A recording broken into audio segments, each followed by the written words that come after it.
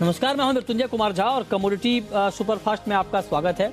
और सबसे पहले बात करते हैं सोने की और चांदी की, जहां पर अच्छी तेजी का माहौल बना हुआ है। और इस वक्त MCX पर गोल्ड का भाव करीब करीब 550 रुपये ऊपर है। चांदी में 1600 रुपये से ज़्यादा की तेजी और 69,000 के ऊपर भाव एक बार फिर से आ चुका है। हमारे साथ वंदना भारती जुड़ रही हैं इस वक्त बात करने के लिए। वंदना जी, बहुत बहुत स्वागत है आपका। आज की जो तेज़ी है उसके पीछे की वजह यह है कि डॉलर के इंडेक्स में अचानक तेज गिरावट आई, 104 के नीचे आ गया और इसने मार्केट के सेंटीमेंट को मजबूत किया है। लेकिन क्या इस तेजी पर ट्रस्ट करना चाहिए, भरोसा करना चाहिए और बाइंग करनी चाहिए? काफी दिनों की कंसोलिडेशन के बाद यहाँ पे मृत्युंजय जी देखे तो गोल्ड और सिल्वर में एक मूव आई है और यहाँ पे डॉलर इंडेक्स भी 104 से नीचे नहीं जा रहा था। क्लोजिंग अगर 104 से नीचे होती है तो मुझे लग रहा है कि फ्रेश टेक्निकल इंडिकेशंस मिलने लगेंगे यहाँ पे फर्दर अपसाइड का। लेकिन अगर गोल्ड की बात की जाए तो मुझे लग रहा है गोल्ड या किसी भी कमोडिटीज में लिमिटेड अपसाइड जरूर है। दूसरी चीज ये है कि अब जो कुछ ट्रेडिंग सेशंस बचे हैं इसमें लो वॉल्यूम ट्रेड यहाँ पे होगा, थिन ट्रेड होगा, तो मार्केट वोलेटाइल यहाँ पे हो सकती है और जो अपसाइड मूवमेंट है वो लिमिटेड रहेगा। तो मुझे लग रहा है कि बाइंग करनी चाहिए, लेकिन थोड़ा सा यहाँ पे लिमिटेड अपसाइड के लिए ही बाइंग करनी चाहिए। करिए कि बाइंग करनी चाहिए, लिमिटेड अपसाइड के लिए बाइंग करनी चाहिए। तो जरा कॉल बता दें मैम, गोल्ड सिल्वर पर बाइंग की कॉल होगी क्या?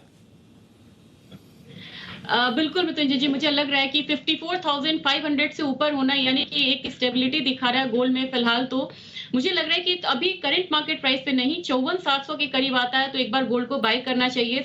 यहाँ पे 55,000 का टारगेट होगा।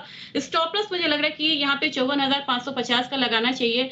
सिमिलरली यहाँ पे सिल्वर में जो मूव है वो कंपेरेटिवली तेज है, तो 69,000 के लेवल पे बाइंग की मैं सलाह दूंगी। मुझे लग रहा है कि कहीं ना कहीं 69,600 से 800 के बीच में एक पॉज आएगा, उसको टारगेट करके चल सकते हैं। स्टॉप लॉस यहाँ पे क्रिएट करना होगा 68,700 का।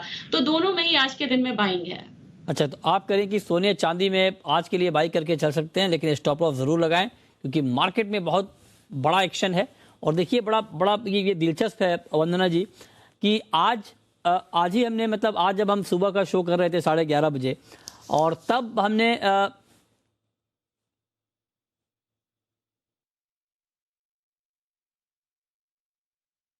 11:30 बजे जब हम बात कर रहे थे गोल्ड की, और उस समय गोल्ड में एक्शन पूरी तरह से गायब था और हमने नाम दिया था कि शांत क्यों है सोना।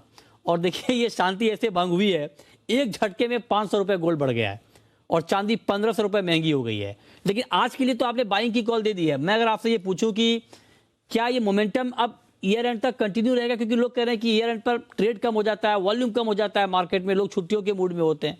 आपका टेक क्या है इस पर? डॉलर इंडेक्स में जब तक एक्शन है मृत्युंजय जी, मुझे लग रहा है कि कमोडिटी उस पर रिएक्ट करता रहेगा। और फिलहाल सेफर साइड में बोल सकती हूँ कि 55,000 से लेके 55,200 तक यहाँ पे प्रॉफिट बुक कर लें। अगर सिल्वर की बात की जाए तो मुझे लग रहा है कि एक बार जो 70,000 का जो आंकड़ा है फिर से यहाँ पे क्रॉस हो सकता है, उसको टारगेट रख के चलना होगा। और मुझे लग रहा है कि इस हफ्ते के बाद हो सकता है कि थोड़ा सा स्लगिश मूव आता हुआ हम देखें।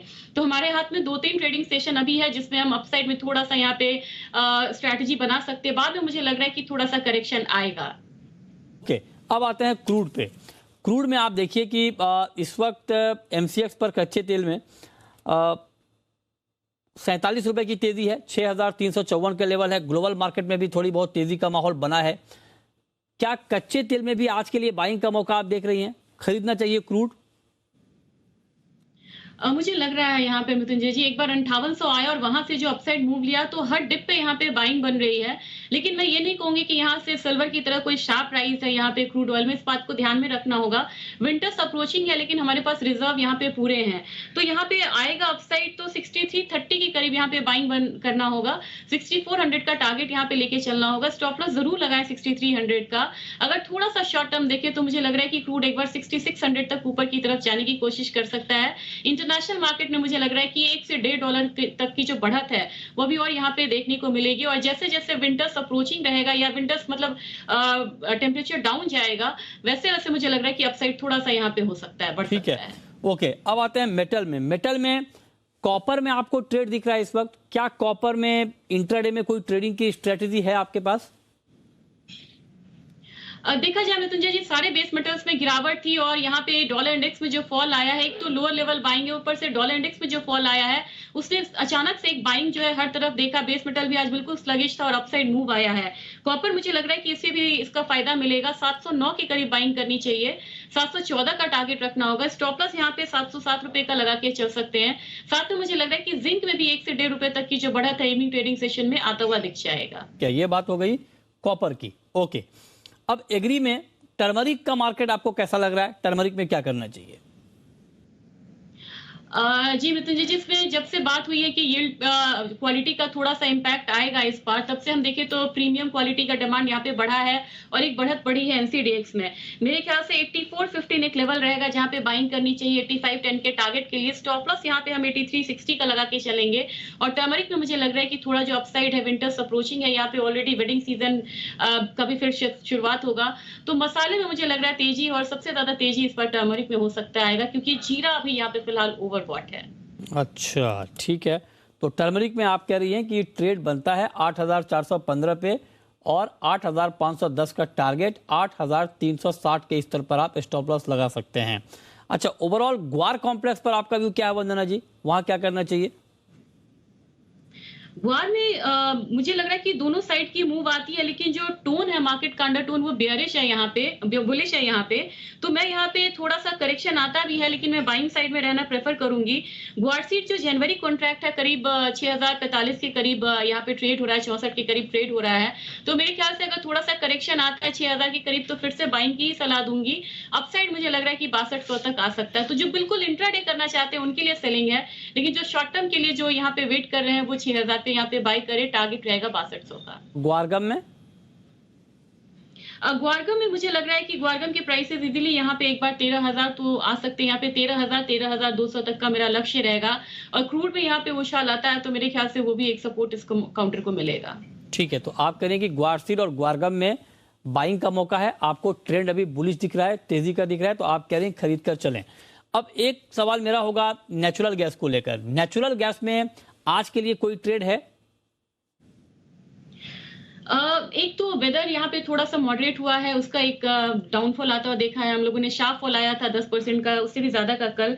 आज ये मार्केट फिर से गिर रही है। मुझे लग रहा है कि कहीं ना कहीं मार्केट में एक सपोर्ट आएगा 460 के करीब, वहां पे बाइंग करनी चाहिए। और अपसाइड मुझे लग रहा है कि 500 के करीब यहाँ पे रहना चाहिए। 480 से लेके 500 तक का एक लेवल है अपसाइड में, इसके लिए स्टॉप लॉस जरूर लगाना होगा 440 का। और मुझे एक चीज बोलना है मृत्युंजय जी, 420 एक बहुत अहम सपोर्ट है नेचुरल गैस का एमसीएक्स में।